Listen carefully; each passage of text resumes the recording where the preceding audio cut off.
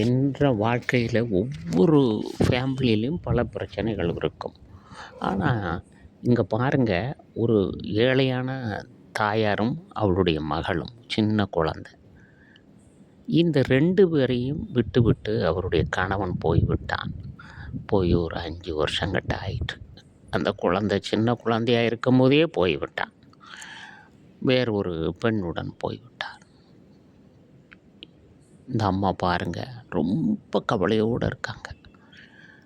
அவ்வளோ கவலை. ஏன்னா அவங்க விட்டுட்டு போகும்போது எந்த வேலையும் அந்த அம்மா செய்யலை. வீட்டு வேலை மட்டும்தான், வீட்டில் உள்ள வேலையை பிள்ளைய வளர்க்கறதுல இருந்தாங்க. இப்போ திடீர்னு போனதில் எக்கனாமிக்கில் வீக் ஆகிட்டாங்க. ஒரு சமுதாயத்தில் குழந்தைகளை ஒரு தகப்பனே இப்படி விட்டுக்கிட்டு போனதுனால அந்த குழந்தையுடைய நிலைமை என்ன ஆகணும் கொஞ்சம் கூட சிந்திக்கலை. அவனுடைய ஆசை பாசங்களில் தான் அவனுக்கு இருந்துச்சு. இது எத்தனை பேர் இப்படி செய்கிறாங்க? இந்த குழந்தைகளுடைய வாழ்வை எப்படி மேன்மை அடையும்? அந்த தாய் என்பவள் போராடி வரணும். போராட்டம்னா சாதாரண போராட்டம் இல்லை. ஒரு பெண் என்பவள் தனியாக நின்று போகணும். மிகவும் கடுமையான போராட்டம். ஒரு நாள் அந்த குழந்தை சொல்லிச்சு அம்மாட்ட, எம்மா நீ கவலைப்படாதம்மா, நான் எப்படியாவது நல்லா வரணும்மா, படிப்பம்மா. அந்த அம்மா சொல்லிச்சு, மக்களே, உன் கல்வியில் தான் உன் வாழ்க்கை இருக்குது. நான் பணக்காரி ஆகணும் எனக்கு தெரியாது. உன்னை வளர்க்குறதுலேயே நான் எங்கேயாவது வீட்டுகளில் வேலை செஞ்சு உன்னை வளர்த்துருவேன். ஆனால் நீ தான் உன் வாழ்க்கையை பார்க்கணும். படிப்பு ஒன்று தான் உனக்கு பெரிய ஒரு கேடயமா. அந்த படிப்பை நீ எப்படியாவது கைவிடாத. நல்ல படி, முடிஞ்ச அளவுக்கு படி. அங்கே ஆசிரியர் சொல்லித்தரதை அப்படியே நன்றாக கேளு, படி. நான் எங்கேயாவது வேலை செய்து உன்னை காப்பாற்றிடுவேன் மக்களே, நீ ஒன்றும் கவலைப்படாத அப்படின்னு சொன்ன உடனே அந்த தாய் கண்ணீரோடு அழுது சொன்னான். அந்த பிள்ளையும் அழுதுட்டு இப்படியாக போய்கிட்டு இருந்து பாருங்கள், ஒரு கணவன் விட்டு போனதுனால என்ன பிரச்சனை நடக்கு. இப்படி இன்னும் இந்த சமுதாயத்தில் நடந்துக்கிட்டு தான் இருக்குது.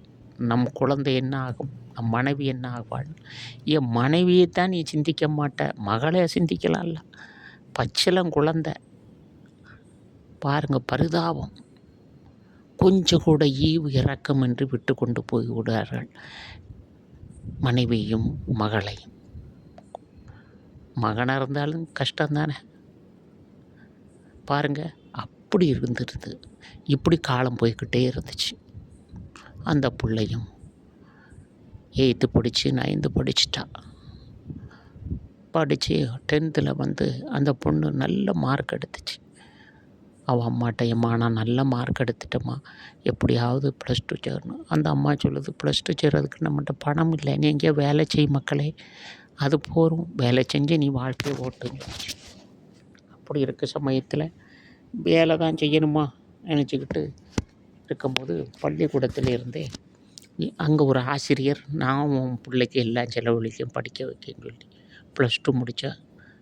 +2 முடிச்சுட்டு அந்த பொண்ணு காலேஜில் சேர்க்கணும். அந்த அம்மா காசை எப்படியோ கஷ்டப்பட்டு காலேஜில் அந்த அம்மா சேர்த்துட்டு அந்த பிள்ளைய படிக்க வச்சுது. இன்றைக்கி வர அந்த ஹஸ்பண்டு வந்து பார்க்கவே இல்லை. அந்த பெண்ணு வாழ்நாள் முழுவதும் படிக்கும் போதெல்லாம் இடையில அழும்.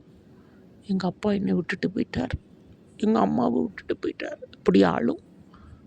இப்படியே அழுதும்போது பக்கத்தில் ஒரு பிள்ளை, அவங்க அந்த பிள்ளைகள் சிநேகிதெல்லாம் அப்படி அழாத, நடந்து போச்சு இப்படியே சொல்லுவாங்க. ஆனாலும் அந்த பிள்ளை மனசுக்குள்ளே ரொம்ப ஏக்கமாக இருந்துச்சு, அப்பா அப்படி விட்டுட்டு போயிட்டார். இப்படி எந்த ஒரு விட்டுட்டு போகக்கூடிய கணவன்மார்களுக்கு தெரியுது. கடைசியில் அந்த பொண்ணு டிகிரி முடித்து நல்ல டிகிரியில் நல்ல மார்க் எடுத்தா. அவன் வந்து கவர்மெண்ட் எக்ஸாம் எழுதி வேலைக்கு போயிட்டான். அவன் அம்மைக்கு ஒரே சந்தோஷம். இதெல்லாம் முடிஞ்ச உடனே அந்த பொண்ணுனுடைய ஹஸ்பண்டு வந்தார். இவருக்கு வயசாகிட்டு. அந்த பொண்ணு இவர் கூட்டிகிட்டு போனார். அந்த பொண்ணு விட்டுட்டு போயிட்டா. கடைசியில் ஏற்றுக்கவே இல்லை அந்த அம்மா. ஆனால் அந்த பெண்ணானவள் அப்பாவாச்சேன்னு சொல்லி ஏற்றுக்கிட்டு வாழ வச்சுது. பாருங்கள், இரக்கம் எங்கே போய் இருக்குது. ஒரு கணவன் செய்த தப்பு, ஆனால் மகள் விடவில்லை, வாழ வைக்கிறாள். ஆகையினால் கூடிய மட்டும் இல்லை, 100% மனைவி கைவிடாதீர்கள். அது குழந்தையோட கைவிடுறது மிகப்பெரிய பாவம். அந்த குழந்தை எவ்வளோ துடிச்சிருக்கும், ஆனாலும் உங்களை ஏற்றுக்கொண்டாள்.